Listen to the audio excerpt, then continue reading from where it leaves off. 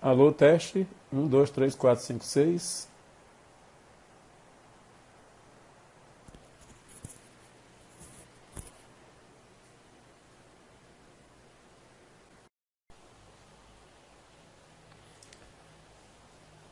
Olá, pessoal, boa noite. Sejam bem-vindos à nossa aula. Hoje nós vamos falar sobre psicose, clínica das psicoses. Eu sou o Dr. Manuel, diretor-geral da FAMET. Espero que todos sejam agraciados com um bom entendimento da aula ou do estudo sobre neurose ou clínica das neuroses. A neurose, aliás, psicose ou clínica das psicoses. Existem são 5 estruturas de transtornos mentais. A primeira é a neurose, a segunda é a psicose, é essa que nós vamos estudar hoje. A terceira é a sociopatia, a quarta é a psicopatia e a quinta é a perversão. Essas são as 5 estruturas dos transtornos mentais, sendo que das 5 estruturas, só uma é considerada loucura, que é a psicose. A neurose não é loucura, não é considerado, o neurótico não é considerado um louco, sociopata também não, psicopata também não, perverso também não, apenas o psicótico. Por quê?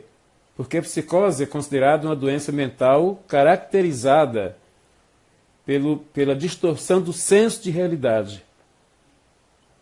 O psicótico ele perde o núcleo de realidade, ele perde o contato com a realidade. Ou seja, ele vive mais quando ele está, não apenas quando ele está no surto psicótico, aí se torna mais uma coisa mais intensa. Mas geralmente o psicótico ele perde a noção de realidade, ou seja, o contato com a realidade, os sensos críticos, analíticos dele ficam como que sem ação, sem execução, porque ele vive mais. Por que ele perde contato com a realidade? Você perguntaria. É porque o psicótico ele vive mais o imaginário, o ilusório, do que o real.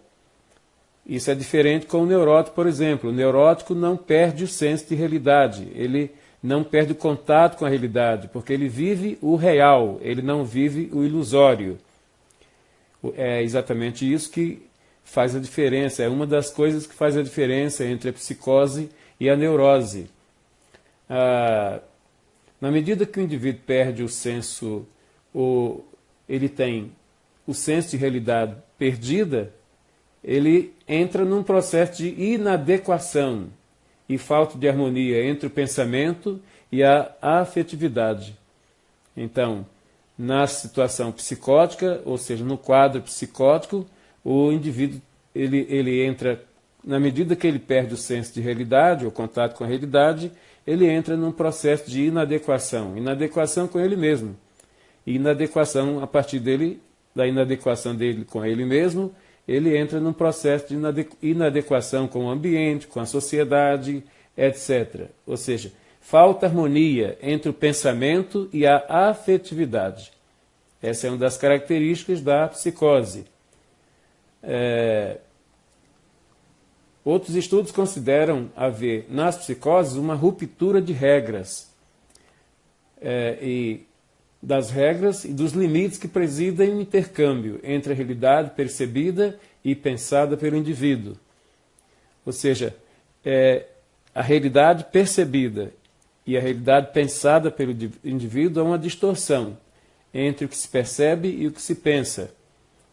Não deve passar despercebida a importância de que fatores como temperamento, caráter, peculiaridades de ordem tipológicas experimentam experiências anteriormente vividas e ambiente familiar ou social na formação e estruturação das psicoses. Essas situações ficam todas alteradas no quadro psicótico.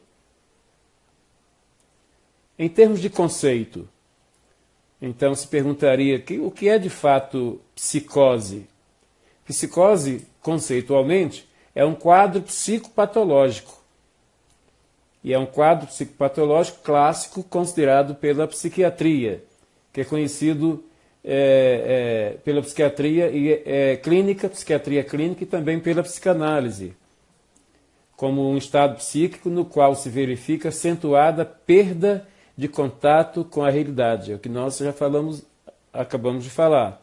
Ou seja, no quadro psicopatológico clássico, o indivíduo, que é reconhecido pela psicanálise e pela psiquiatria, o indivíduo passa a viver uma realidade psicopatológica,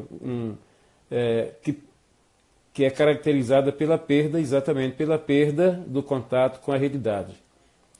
Frequentemente, as crises do psicótico vêm acompanhadas por uma falta de crítica, de senso crítico. Ele perde também o senso crítico, o senso de insight, que se traduz numa capacidade característica de reconhecer o caráter estranho e bizarro das coisas. Ou seja, o psicótico, quando está mais fragilizado, ele perde a capacidade ou senso crítico e ele então perde a capacidade de reconhecer aquilo que é estranho em termos de comportamento, em termos de conduta e aquilo que é bizarro. Para ele não há uma diferença. Na psicose, o id é que prevalece na personalidade. Se encontra como fator predominantemente, um fator de influência na perda da realidade, com intensidade e momentos variados. Então, na psicose, quem prevalece sobre a personalidade não é o ego, é o id. O id porque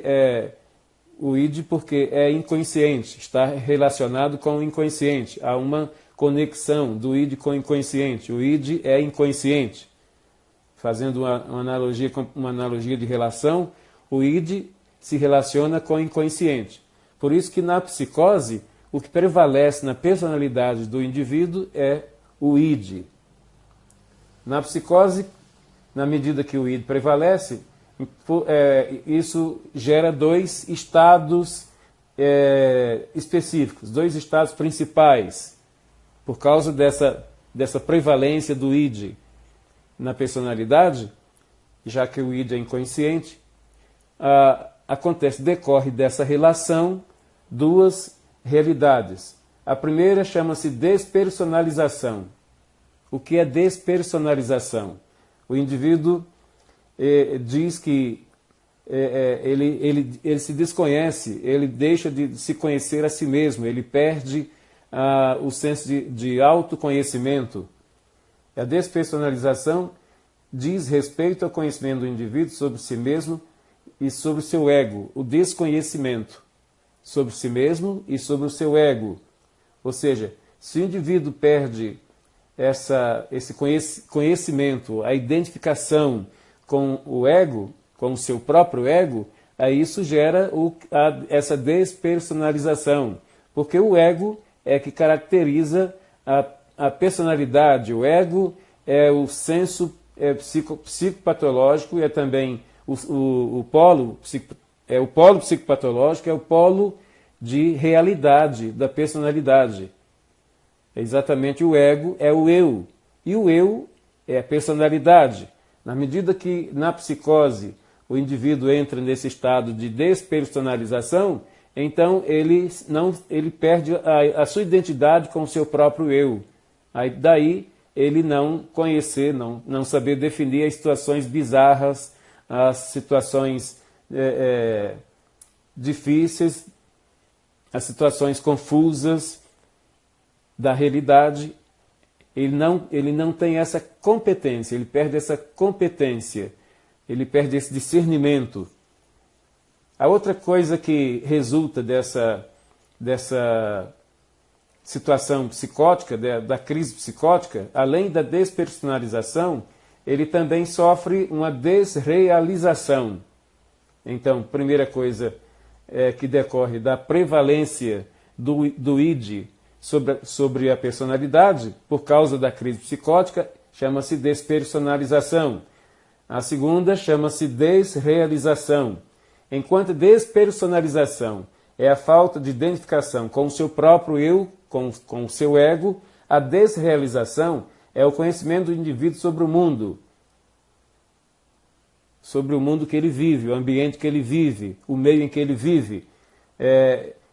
O conhecimento fica prejudicado, ele sofre danos no conhecimento e no reconhecimento do ambiente, ou seja, ele vive uma realidade ambiental de confusão mental, no que tange a realidade do ambiente, a realidade do local que ele está.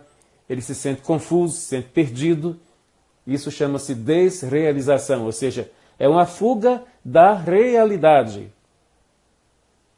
Isso, nós estamos falando de conceito. O surto psicótico.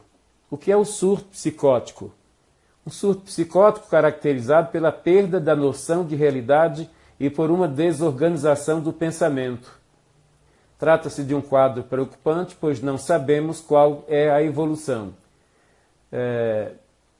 Para que médico e remédio se eu não tenho nada?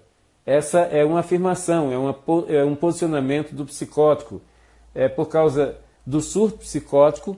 No surto psicótico, ele não reconhece a necessidade de médico, a necessidade de remédio, a necessidade de ser tratado. Ele não aceita, inclusive ele tem resistência a isto, exatamente porque essa é uma consequência do surto.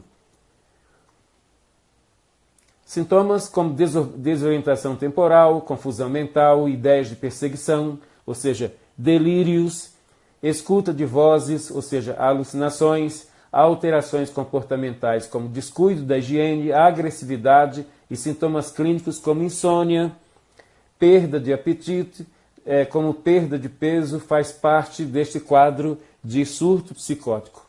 A pessoa no surto psicótico, ela apresenta essas características de conduta, características comportamentais. Um sintoma muito importante seria desconfiança. O indivíduo psicótico, ele desconfia de tudo, desconfia de todos, ele é mais desconfiado que índio. O paciente sente que os outros estão olhando para ele, falando dele, rindo dele, ou planejando alguma coisa mal contra ele. O paciente enxerga ligações entre as aparentes coincidências ou encontros que são interpretados como ameaças ou perseguição. Ou seja, isso vai acontecer muito na psicose paranoide, a esquizofrenia paranoide. Essas realidades, essas características vão aparecer no indivíduo psicótico que está sendo portador da esquizofrenia paranoide. Mania de perseguição. É durante um surto psicótico que ocorre a perda de realidade, onde não há diferenciação entre o mundo real e o mundo imaginário. Para o psicótico não existe essa diferença. Ambas as coisas são a mesma coisa, o mundo real e o mundo imaginário. Há alguns casos de ruptura muito intensa no contato com amigos, com a própria pessoa. O indivíduo começa a não se reconhecer e a não reconhecer o outro. Ele não entende a situação que está vivenciando no momento, mesmo que esta seja muito intensa para ele. Mas ele, devido à perda do contato com a realidade, ele tem todas estas dificuldades. Essas dificuldades são mais acentuadas, ficam mais acentuadas quando o indivíduo entra numa situação de surto, num quadro de surto. Mas o que é que pode provocar o surto? O que é que pode desencadear um surto? Você poderia perguntar isso. O que é que pode desencadear um surto? Existem fatores desencadeadores do surto psicótico.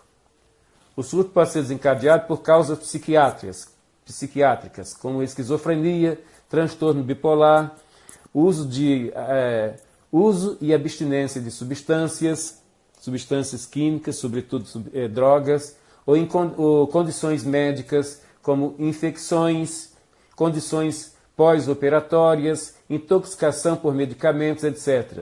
Isso pode desencadear um quadro de surto psicótico.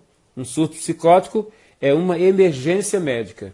Quando o indivíduo está num surto psicótico, ele tem que ser imediatamente encaminhado para para o tratamento médico, e é emergencial. Existe tratamento, inclusive, especializado. Agora, como agir? Você perguntaria, outra pergunta que você pode fazer: como agir com relação ao indivíduo que está num surto psicótico? Você percebeu que o indivíduo está num surto psicótico? Então você precisa de imediatas atitudes, de imediatas decisões. Por exemplo, aqui vai algumas delas. Não confronte a pessoa em surto, porque se você confrontar uma pessoa que está em surto, ela pode ficar agressiva. Mantenha uma postura neutra e compreensiva até que a ajuda especializada chegue. Ou seja, se o indivíduo entrou em surto psicótico, então procure ficar neutro no que tange às agressividades dele, às atitudes agressivas dele. Não confronte, não discuta. Isso, se você fizer isso, você vai correr um risco muito sério, o risco de ser agredido. Segunda coisa, proteja o ambiente. Você percebe que a pessoa entrou num surto psicótico, então proteja o ambiente. Como assim? Afastando objetos que podem ser usados para agressão, como facas, armas e utensílios perigosos. Então você protege o paciente, protege o ambiente, afastando estas coisas, para que o psicótico no surto não tenha acesso a estas coisas, porque ele pode usar para agredir. A terceira coisa, vigie a pessoa se houver risco de fuga ou autoagressão. A pessoa em surto psicótico, ela tanto pode agredir outros, como pode se autoagredir. Ou seja, ele pode se esfaquear, ele pode se mutilar. Eu tive um paciente que certa feita sumiu do tratamento e eu procurei saber.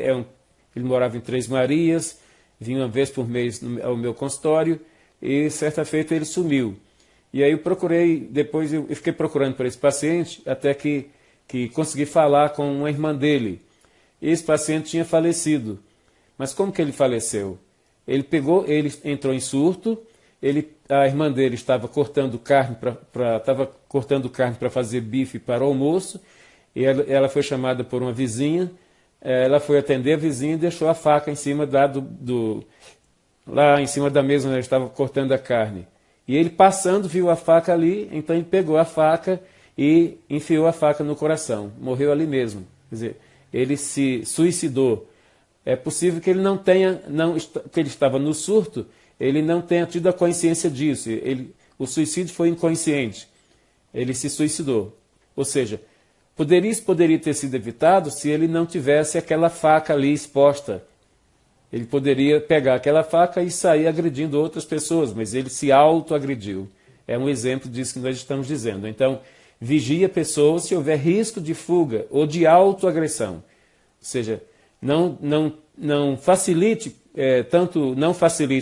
a autoagressão como fuga. Ou seja, se o indivíduo sair de porta fora, de estrada fora, é difícil depois achar esse indivíduo, porque ele está no surto psicótico, ele não tem consciência da realidade. Então ele vai fugindo, ele vai andando, ele vai em fuga, ele bate em retirada, literalmente. Se o surto é resultado do não uso de uma medicação habitual, administre-a imediatamente. De repente, esse paciente ele está medicado, ele está em tratamento, ele está fazendo uso de medicamentos. É interessante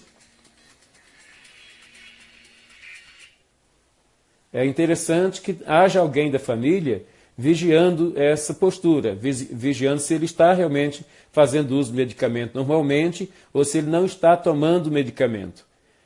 Isso não é uma coisa incomum. Eu tenho alguns pacientes eu tenho uma paciente que tentou suicídio. Uma paciente que tentou suicídio e ela está em tratamento comigo e também como psiquiatra, mas ela se recusa a tomar os remédios psiquiátricos. Ela passa, às vezes, um mês inteiro sem tomar os remédios psiquiátricos. Quando ela vem, eu sempre pergunto, como é que está a medicação? Você está fazendo uso da medicação corretamente? Ela diz taxativamente, não, eu não quero tomar medicamento, eu não preciso de medicamentos. Ou seja, é preciso que haja um parente, alguém que tenha um bom relacionamento com esse paciente para que o convença a tomar medicação. Porque se não toma a medicação, o quadro piora. Isso é em qualquer patologia ou psicopatologia. Se o indivíduo não toma a medicação, é claro que ele vai estar contribuindo para o agravamento da patologia ou da psicopatologia. Se a pessoa em surto estiver sob tratamento, entre em contato com um profissional que o atende ou atende para orientações específicas. O paciente está em tratamento, então você deve, alguém da família que acompanhe esse paciente deve estar sempre fazendo contatos com o médico, com o profissional que está ministrando esse tratamento, para estar sempre se observar, principalmente se observar situações, condutas, comportamentos estranhos desse paciente em relação à medicação. Então, é interessante que esse parente, essa pessoa, ou esse cuidador, tenha um contato direto com o médico para que possa receber orientações e possa ajudar esse paciente. Se houver risco de agressividade, o que você deve fazer? Como, por exemplo, agressividade contra si mesmo, como suicídio ou homicídio iminente, deve-se entrar em contato com a polícia para garantir a integridade da pessoa, da própria pessoa, ou garantir a integridade das pessoas à sua volta, daqueles que estão vivendo ali o momento do surto. Se você observa, se há um parente que está muito próximo dele, observa que há essa possibilidade de ele agredir ou se suicidar, de repente a conversa do indivíduo, uma pessoa que está na área de risco de suicídio, o psicótico está sempre nessa área de risco do suicídio, como você pode identificar quando uma pessoa seja psicótica ou não, e está dentro da área de risco de suicídio? Quando você identifica quando essa pessoa começa a dizer palavras como a vida não faz mais sentido para mim, eu não encontro motivação mais para a vida, não vale a pena viver. Quando você orienta essa pessoa a buscar emprego e aconselha essa pessoa a buscar emprego, ela sempre sai com essa conversa. Porque trabalhar não vale a pena. Ela busca alguém como referência. Vê fulano estudou tanto, fez tanta coisa na vida, mas está desempregado, não consegue emprego, está passando necessidade. Então, essa coisa de buscar emprego, isso é uma ilusão, isso não vale a pena. Então, quando você observar uma pessoa, seja quem for, psicótico ou não, usando esse tipo de conversa, esse tipo de comunicação, tenha um cuidado mais acurado, porque ela pode estar na área de risco de suicídio. Por fim, caso os acompanhantes consigam manejar o indivíduo, ele deve ser encaminhado para um serviço médico de emergência, preferencialmente com atendimento psiquiátrico. Então, estas são as 7 atitudes que você pode colocar em prática, colocar em ação, quando você perceber que esse paciente, esse parente, esse paciente está com tendência para o suicídio ou com tendência para a automutilação. Os principais sintomas. Quais são os principais sintomas de uma pessoa que está num quadro de surto psicótico? Primeiro sintoma, o pensamento fica desorganizado. Os pensamentos são desorganizados. A pessoa não tem assim um senso de organização, não existe. Sabe aquela coisa de você dizer, fulano não está falando coisa com coisa? Sempre se fala isso quando alguém está confuso no seu linguajar, na sua comunicação. Fulano não está falando coisa com coisa. A pessoa que não está falando coisa com coisa é porque ela está com os pensamentos desorganizados. E não se entende bem o que a pessoa psicótica está dizendo, não faz sentido o que ela diz. Pode haver dificuldade de concentração, os pensamentos podem estar acelerados ou muito lentos. Esses são sintomas de uma pessoa psicótica e principalmente que está no surto psicótico, no quadro do surto psicótico. O segundo sintoma, dentre os principais sintomas, são as alucinações. O primeiro são pensamentos desorganizados. O segundo sintoma são as alucinações. O que são alucinações? São alterações da percepção. O psicótico vê coisas, ouve vozes ou sons, sente sabores que não existem na realidade, pode ouvir vozes de perseguição, ver animal querendo atacá-lo, que não existe naquele ambiente. Isso são alucinações, ou seja, as alucinações são consequência de alterações da percepção. Nós temos na nossa mente, nós temos no nosso psiquismo, dentre os mecanismos de defesa, nós temos um mecanismo chamado senso perceptório.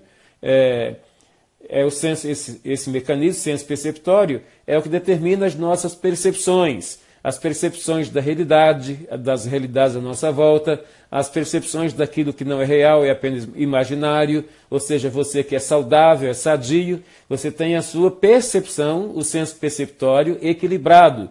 Quando o senso perceptório está desequilibrado, isso facilita as alucinações, ou seja, porque a percepção está alterada. E isso acontece muito num quadro psicótico. O terceiro sintoma são os delírios, ou crenças falsas. Delírio, assim como alucinações são alterações da percepção, delírio é uma alteração do conteúdo do pensamento. Definindo as duas coisas. Enquanto alucinações são alterações da percepção, delírios são alterações do conteúdo do pensamento. Há delírios de grandeza. Por exemplo, eu sou o presidente do país, eu sou o presidente deste país, eu sou Dom Pedro II, delírios de grandeza. Há delírios de ciúme, uma pessoa que é muito ciumenta, sabe aquela música? Às vezes o marido tem muito ciúme da esposa, ou a esposa tem muito ciúme do marido, ou mesmo ciúme de outras pessoas, ou ciúme de coisas. Então, essa pessoa é igual aquela música do Roberto Carlos, que diz assim, os botões da blusa que você usava. Esse indivíduo tem delírios, ou crenças falsas, ele tem ciúme até dos botões da blusa da pessoa amada. Cuidado. Perseguição, delírio de perseguição, você está me perseguindo. Ou aquela pessoa, quando se trata no ambiente profissional, o indivíduo comenta, sabe fulano? Fulano está tentando puxar o meu tapete, está tentando tomar o meu emprego. São delírios de perseguição. E geralmente essa pessoa fala isso com o médico quando está em tratamento. Eu tinha um paciente psicótico, ele tinha delírios de perseguição. Ele era portador da esquizofrenia, de uma esquizofrenia, que era esquizofrenia paranoide. Isso se acentua muito num quadro de esquizofrenia paranoide. Aí, certa feita, ele estava no meu consultório comigo e apareceu um helicóptero, desses que ficam filmando, são helicópteros de empresas que filmam a cidade, são helicópteros da polícia, helicópteros de empresas, e o helicóptero ficou pairado em cima do prédio onde nós temos do prédio da FAMET, onde eu tenho o meu consultório. E esse indivíduo, quando percebeu que havia um helicóptero parado ali, ele saiu do divã, ele se lançou no chão, se atirou no chão e começou a falar, é o homem da ONU que está me procurando, e agora me achou, parou aqui, ele vai descer aqui, vai me pegar, cuidado. Ou seja, aí eu nunca tinha percebido, nunca tinha tido uma experiência assim, foi algo, ele quase que me forçou a me jogar no chão. Deita no chão, eles vão atirar. Aí, para satisfazer o anseio, a vontade dele, eu me deitei no chão, fiquei do lado dele. Ou seja, o apóstolo Paulo diz, para a gente se fingir de louco, para compreender o louco. Chorai com os que choram, ok? São coisas assim. Então, eu fiquei ali uns bons minutos deitado no chão ao lado dele, até que o helicóptero foi embora. Aí ele falou assim, o homem da ONU foi embora, ele não me encontrou, ele não conseguiu me encontrar, graças a Deus, graças a Deus. Aí, é uma situação chocante, né? Então, delírio de perseguição. Naquele momento ele estava tendo ali um delírio de perseguição. Esse é um exemplo que eu estou dando. Também o indivíduo está aqui, ele diz assim, ele está aqui para me matar, sabe fulano, aquele cara ali, ó, ele está aqui porque ele está me perseguindo, ele quer me matar. São delírios de perseguição, delírios de medo, né? Existem delírios místicos, por exemplo, o indivíduo se apresenta para você, pergunta o seu nome, e você diz, o meu nome é João. Aí ele se apresenta para você dizendo, eu sou Jesus Cristo. É um delírio místico. A pessoa crê, de fato, ser isto real. E nada o convence de que o que ele está falando não é real. Se o indivíduo diz para você que é Dom Pedro II, que é Jesus Cristo, que é o presidente Bolsonaro, não discuta com ele. Porque se você disser o contrário, ele vai te agredir. Ele vai dizer para você, você não está acreditando em mim, você está pensando que eu estou mentindo, eu não sou mentiroso. E aí, daí a situação pode ficar bem conflitual. Porque o psicótico, concluindo esse ponto, o psicótico não vive, ele não tem um núcleo de realidade, ele não tem um contato com a realidade, ele não acontecendo isso, ele não tem um senso de realidade. Então, quando se diz que o indivíduo não tem um senso de realidade, já se percebe que esse indivíduo ele vive o ilusório, não vive o real. Então, o psicótico, na maioria do seu tempo, ele vive o ilusório e não o real, não a realidade. Outra coisa são mudanças de sentimento. Ocorrem sem razão aparente. É também um fator desencadeador. Mudança de sentimentos. Isso ocorre sem que haja um motivo para que ele mude seus sentimentos. Ele apresenta sensação de isolamento do mundo, estranheza, como se tudo se movesse em câmera lenta, e ora muito alegre, ora muito deprimido, ou sem nenhuma razão, ora sem emoções, como se ele agisse como se ele fosse uma máquina, como se ele fosse um robô. Ou seja, é a mudança de sentimentos do psicótico. Mudanças de comportamento. A pessoa pode estar acelerada e agitada ao mesmo tempo, andando de lá para cá o tempo todo, ou extremamente parado, ou seja, isso significa catatonia.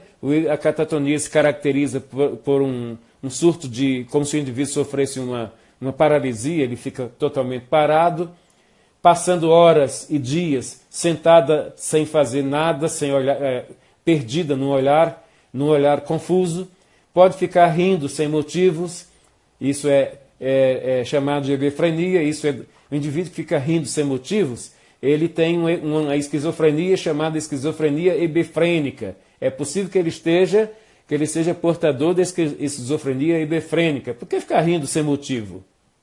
A mudança do comportamento depende de outras alterações. Por exemplo, a pessoa tem alucinação auditiva, ou seja, a pessoa que tem alucinação auditiva, ela ouve vozes. Ela diz que alguém está falando com ela, que alguém está dizendo isso, está dizendo aquilo, está dizendo algo para ele fazer, ou seja, está falando para matar alguém, ou seja, está falando com ele para ele fazer alguma coisa perversa, ele está tendo um delírio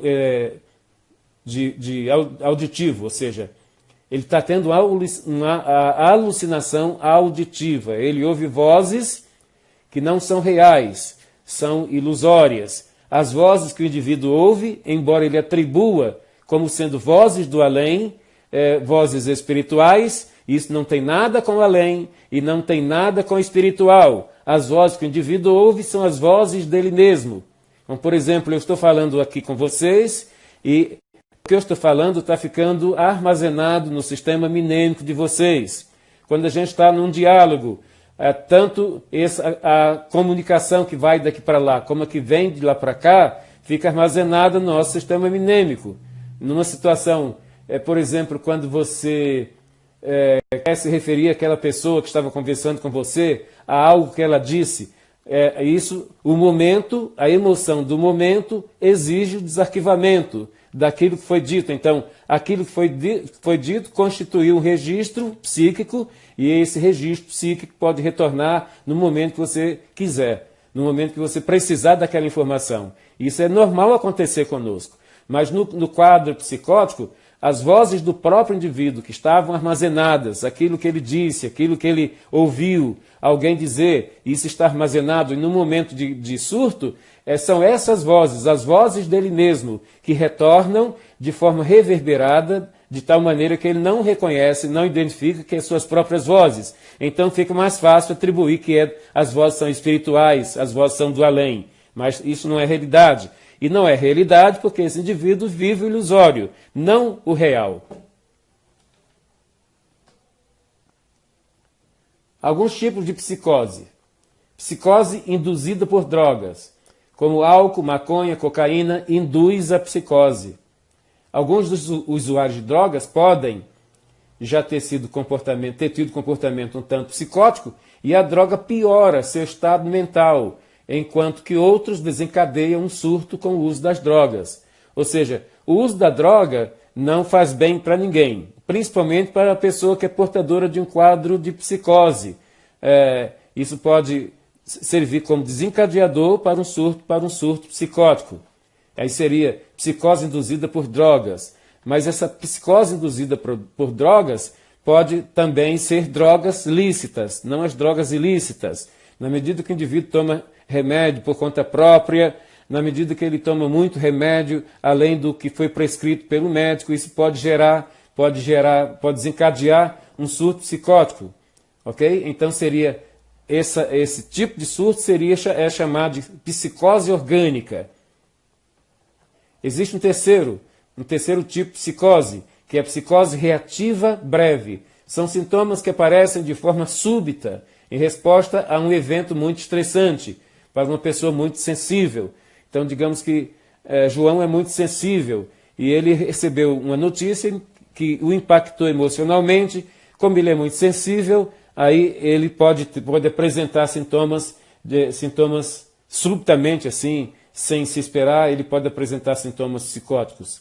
Um estresse muito agudo, um estresse muito tenso pode provocar uma psicose chamada de psicose reativa. Esquizofrenia. A esquizofrenia é uma das manifestações da psicose. A esquizofrenia é a manifestação mais evidente da psicose. Atinge em cada 100 pessoas, há diferentes tipos, como paranoide, hebefrênica, catatônica.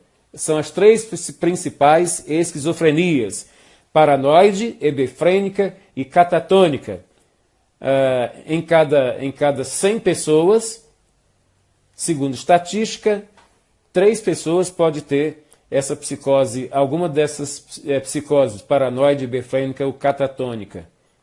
Agora, o que é que você pode fazer quando você tem uma pessoa com esquizofrenia? O ideal é que a pessoa que apresenta o surto psicótico, seja esquizofrênico ou de que natureza for, ou depressivo, seja encaminhado imediatamente a um hospital para receber medicação e cuidados adequados. Durante o surto psicótico, tenha sempre uma postura neutra e jamais confronte a pessoa. É bom que isso fique bem gravado, bem nítido na nossa mente. Quando você estiver diante de um paciente, eu, por exemplo, já apanhei no meu consultório de uma menina franzina. Ela entrou em surto no meu divã. De repente, assim, foi uma situação súbita. Eu estava sentado na frente dela, na minha cadeira do analista, e de repente eu disse algo para ela que desencadeou a atitude psicótica dela. Ela tirava proveito da sua doença, ela tinha vantagens com a sua doença. Ela trabalhava na minha clínica e trabalhava no Mater Dei. Então, quando ela não estava de licença lá no Mater Dei, ela era fisioterapeuta. Quando ela não estava de licença no Mater Dei, ela estava de licença na clínica Clisaf.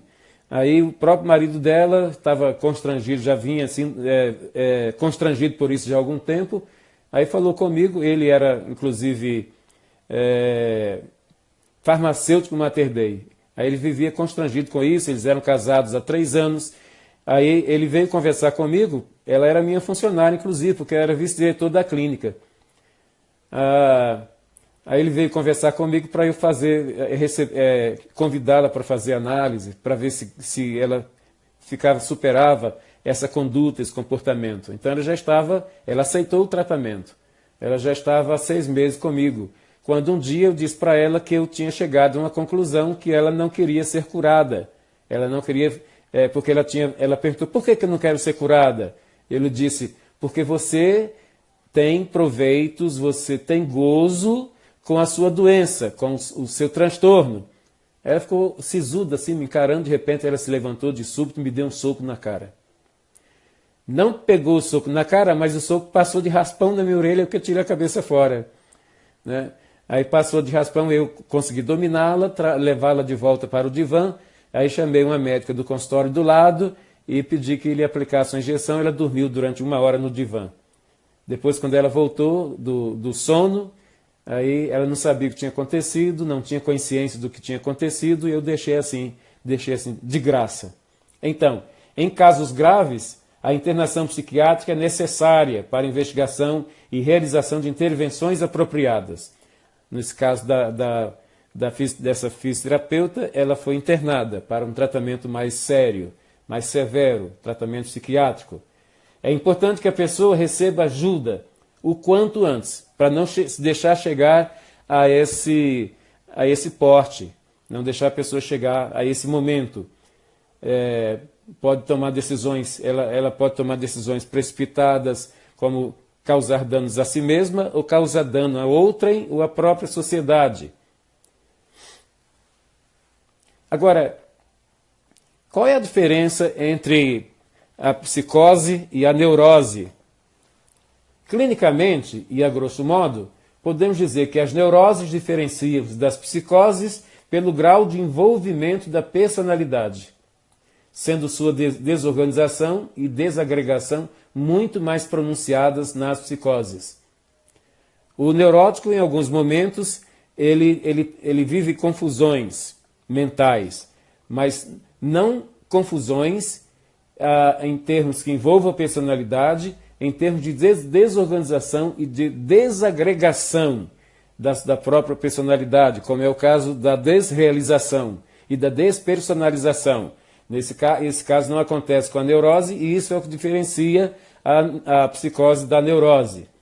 Nas psicoses, alguns aspectos da realidade são negados e substituídos por concepções particulares do indivíduo, que atendem unicamente às características da doença desse indivíduo.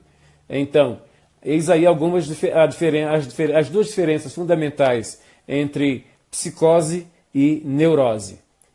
O psicótico é considerado o louco, o neurótico não é considerado louco. A sintomatologia psicótica caracteriza-se principalmente pelas alterações a nível de pensamento, de afetividade e, consequentemente, todo o comportamento e toda performance existencial do indivíduo são comprometidos. Isso não acontece com a neurose. Manifestações da psicose. A psicose se divide em 2 tipos principais. São a esquizofrenia e transtorno de afeto bipolar. São os 2 principais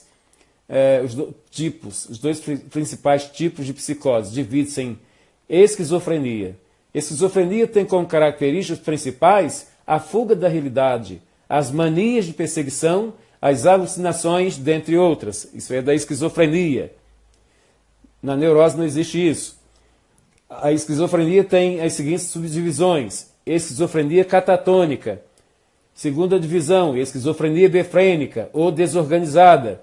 E a terceira é a esquizofrenia paranoide. O segundo tipo de psicose é o transtorno de afeto bipolar, ou seja, o transtorno bipolar é uma derivação da psicose, é psicótico. Tem por características picos muito grandes de humor em pequenos espaços de tempo, em alguns aspectos assemelha-se à depressão, a mania, a euforia. Por estes 2 aspectos, esse transtorno também é conhecido como psicose maníaco-depressiva. Quando o indivíduo está muito eufórico, ele está na mania hipermaníaca, ele está na hipermania, então ele é eufórico, ele tem pensamentos grandes, ele tem ideias grandes, ele é o cara, ele sabe tudo, ele sabe tudo, né? Ele tem domínio na comunicação, ele é extrovertido. Já no outro polo, quando o indivíduo está depressivo, ele está triste, ele dá atestado de incompetência para si mesmo, ele não se vê competente para nada. Ontem ele era competente para tudo, porque estava no quadro hipermaníaco. Hoje ele não é competente para nada, porque ele está no quadro hipomaníaco. Hipomania para baixo, hipermania é para cima. Então, o elemento fica navegando, ele fica entre a hipomania e a hipermania. Na hipermania, ele é eufórico, ele é comunicativo, ele é agradável. Já na hipomania, ele é negativo, ele é depressivo, ele sempre está dando um atestado de incompetência para si mesmo. Ou seja, o doente sofre de mudanças de humor constantes, sendo perigoso em fases maníacas, retraído, podendo chegar ao suicídio quando está depressivo. Ou seja, o indivíduo que tem um quadro bipolar, que é psicótico, então esse indivíduo, quando está no quadro hipomaníaco, ou seja, para baixo, ele está depressivo, ele pode aprofundar ainda mais esse quadro depressivo e chegar a tomar a decisão de se suicidar. Esquizofrenia, características clínicas. Os sintomas característicos de esquizofrenia envolvem uma faixa de disfunções cognitivas e emocionais, que acometem a percepção, o pensamento inferencial, a linguagem e a comunicação, ou seja, o monitoramento comportamental, o afeto, a fluência, produtividade do pensamento e do discurso, a capacidade hedônica, a volição, o impulso e a atenção, tudo isso fica prejudicado no quadro da esquizofrenia. Ou seja, exatamente por isso que a esquizofrenia, para as leis trabalhistas, identificada como uma doença disfuncional. Pesquisas científicas têm identificado 3 fases evolutivas da esquizofrenia. A fase prodrômica, onde há retraimento social gradual, diminuição de interesses, mudança na aparência e higiene, alterações cognitivas, comportamentos bizarros e excêntricos. Essa é a primeira fase evolutiva da esquizofrenia. A segunda é a fase ativa, quando há alterações na forma e conteúdo do pensamento, distorções da percepção, prejuízos da volição. Volição quer dizer vontade, o indivíduo perde a vontade. Inadequação do afeto, o indivíduo perde o equilíbrio do afeto, o conteúdo do afeto. Ele diz, se antes ele era uma pessoa afetuosa, aí já não apresenta mais essa afetuosidade. Alteração do juízo, declínio cognitivo e de funcionamento social. Declínio cognitivo significa que o elemento diminui, ele entra num estado de diminuição da consciência cognitiva. Aí o indivíduo perde a capacidade de discernimento, ele perde o interesse por estudar, ele perde o interesse por aprender e aprender saberes, conhecimentos. Isso é próprio, é a fase ativa da esquizofrenia. A terceira é uma fase chamada de residual, quando o indivíduo apresenta sintomas da fase ativa, porém há evidência de perturbação, como por exemplo a existência de crenças bizarras. Eu sou Jesus Cristo, por exemplo, eu sou Dom Pedro II, eu sou fulano, eu sou Beltrano. Isso é da fase residual da esquizofrenia. É importante destacar que nenhum sintoma isolado é patognomônico, ou seja, sinal ou sintoma específico da esquizofrenia. Não existe sintoma particular, existem os sintomas que são identificados pela psicanálise e pela psiquiatria, que são esses que estão sendo descritos aqui. Sinais e sintomas pré-mórbidos. Quando a gente está fazendo análise, você precisa considerar no paciente os sinais e os sintomas.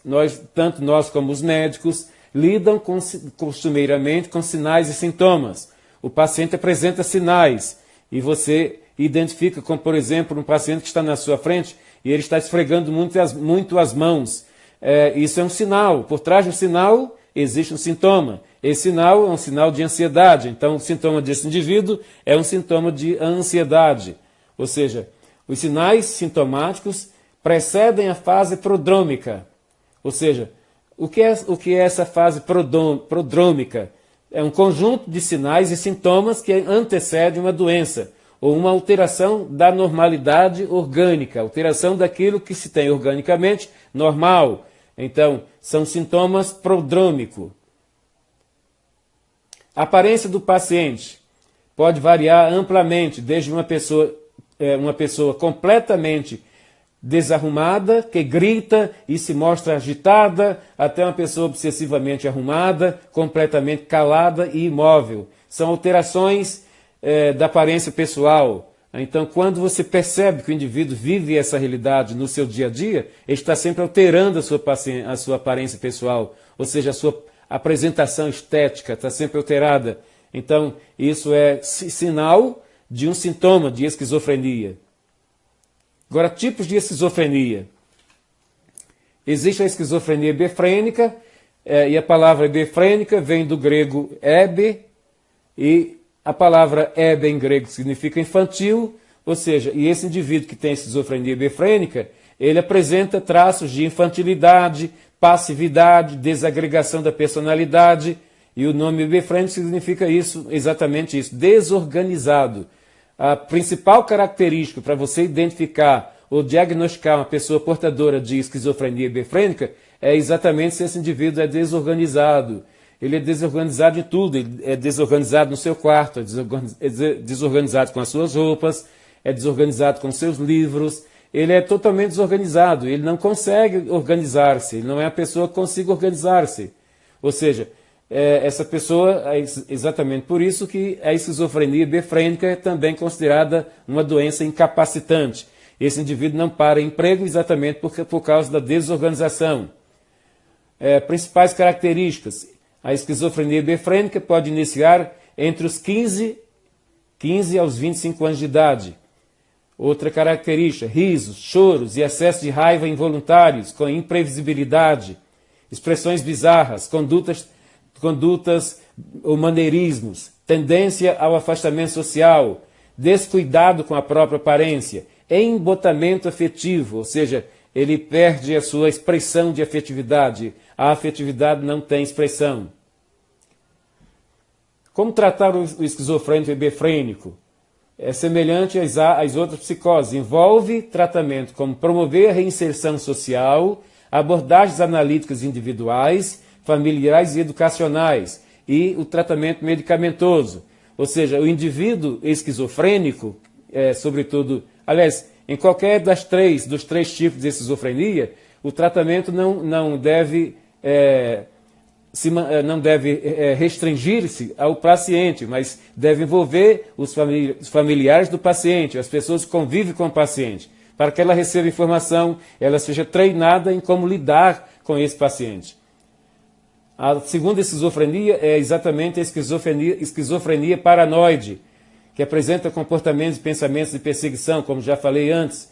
Ou seja, o indivíduo está sempre sendo perseguido, ele tem sempre alguém no encalço dele para tentar fazer mal a ele, quer matá-lo, ou então quer sequestrá-lo. Isso é da esquizofrenia paranoide. Eu tratei de uma menina que tinha esquizofrenia paranoide. Ela não saía de casa, não saía da sua casa, quando a sua sombra estava do lado dela ou estava atrás dela, porque ela interpretava a sombra dela como sendo um perseguidor. Era alguém que estava perseguindo, aquela sombra era o seu perseguidor. Então ela não saía de casa em horário em que a sombra estivesse ao lado ou atrás dela. Isso é da esquizofrenia paranoide. A esquizofrenia paranoide tem os delírios auditivos, ou seja, de ouvir vozes, e tem as alucinações, ou seja, de ver coisas, ver pessoas, etc. Ver alguém dando ordens. Isso é da esquizofrenia paranoide.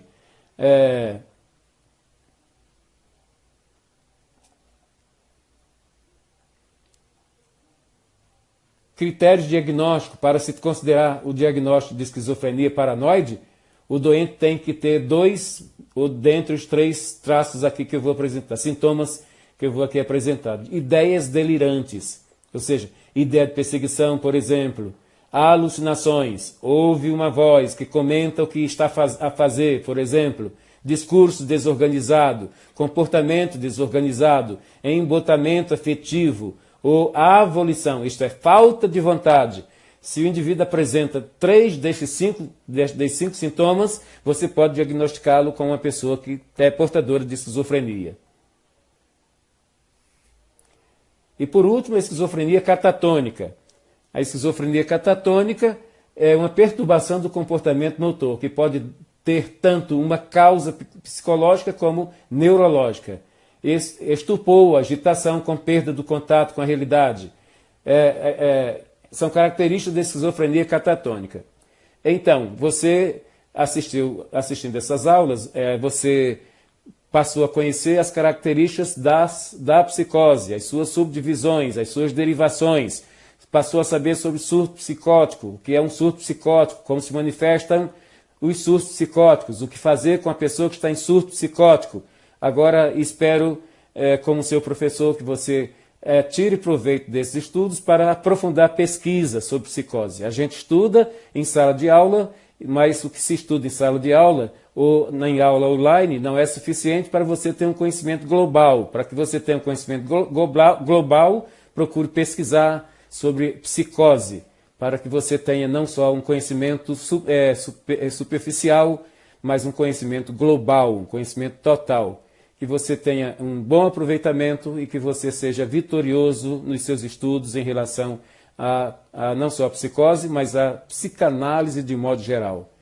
Seja vitorioso, ok? E boa noite.